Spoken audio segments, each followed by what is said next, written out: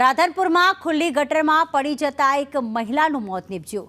મૃતકના પરિવારને આર્થિક સહાય આપવા પત્ર લખવામાં આવ્યો, જેમાં પૂર્વ ધારાસભ્ય રઘુ દેસાઈએ મુખ્યમંત્રીને પત્ર લખ્યો છે। સીએમ રાહત ફંડમાંથી આર્થિક સહાય આપવા માંગ કરવામાં આવી છે। ખુલ્લી ગટરમાં પડી જતા એક મહિલાનું મોત થયું હતું અને તેને આર્થિક સહાય આપવા માટે પત્ર લખવામાં આવ્યો।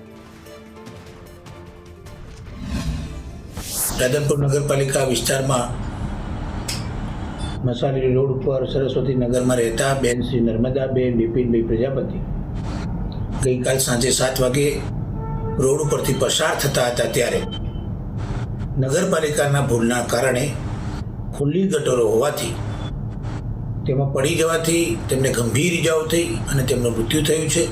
મુખ્યમંત્રી પોતાના રાહત ફંડમાંથી આ પરિવારને મદદરૂપ થાય અને આર્થિક સહાય તેમને મળી રહે તે માટે હું સરકારને